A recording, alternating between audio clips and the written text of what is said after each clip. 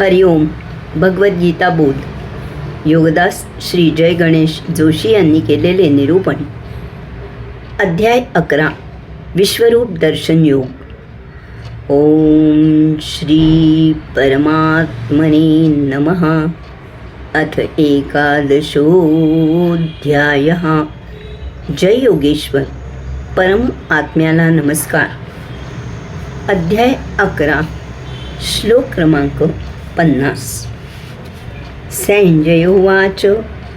इत्यर्जुनौ वासुदेवस्तथोक्त्वा स्वकं रूपं दर्शयामास भूयः. आश्वासयामास च भीतमेनं भूत्वा पुनः सौम्यवपुर्महात्मा. संजय म्हणाला, अशा प्रकारे वासुदेव भगवंत श्रींनी अर्जुनाला म्हणले आणि त्याला स्वतःचे ते देवरूप पुन्हा दर्शविले आणि भीतीयुक्त अर्जुनाला आश्वासित करत महात्मा भगवंत श्रींनी आपले सौम्य द्विकर रूप धारण केले. विश्वरूप दर्शनाने भीतीने थरथरणाऱ्या अर्जुनाला भगवंत श्री पुन्हा केव्हा एकदा आपल्या सौम्य रूपात दर्शन देतात असे झाले होते. परंतु तेवढ्यात त्याला आठवले की विश्वरूप दर्शनात भगवंत श्रींचे त्याला चतुर्भुज दर्शन झाले होते. ते त्याला सुपरिचित होते. तेव्हा प्रथम ते दर्शन एकदा घ्यावे अशी त्याला इच्छा झाली, कारण देवाचे चतुर्भुज दर्शने सर्वसामान्यपणे कोणाला होत नाही. भगवंत श्रींनी आपल्या लाडक्या शिष्याचा, प्रिय सख्याचा हा हट्ट आधी पुरविला. त्यांची सहस्रबाहू विराटामधून प्रथम चतुर्भुज देवरूप धारण केले. त्याचे अर्जुनाने श्रद्धेने दर्शन घेतले.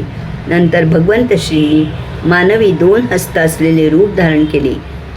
यामुळे आता अर्जुन पूर्वीप्रमाणे आपल्या हितचिंतकाला, प्रिय सख्याला मानवी देहात पाहून सुखावला. पुन्हा मनुष्य रूप धारण करून भगवंत श्रींनी अर्जुनाची भीती घालवली. त्याला आश्वासित केले की मी तो विराट म्हणजेच मानवी देहातील तुझा सारथी श्रीकृष्ण आहे. तेव्हा आता शांत हो, पुन्हा पूर्वीप्रमाणे धैर्यवान हो. श्लोक क्रमांक 51. अर्जुन उवाच. दृष्ट्वेदं मानुषं रूपं तव सौम्ये जनार्दन. इदानीमस्मिते संवृत्तः सचेतः प्रकृतिं गतः. अर्जुन म्हणाला, जनार्दना, आता आपल्या या मानवी सौम्य नेहमीच्या रूपाला पाहून माझे चित्त शांत झाले आहे. मी माझ्या नेहमीच्या स्वाभाविक स्थितीत जागेवर आलो आहे. मनुष्याला जसे पाहिजे तसे त्याच्या नैसर्गिक स्वभावाला साजेसे मिळाले की तो खुश होतो. मग त्याला काही अडचण भासत नाही. याचा अर्थ मनुष्य परिस्थिती जशी आहे तशी स्वीकारू शकत नाही. तो स्वतःला बदलू शकत नाही.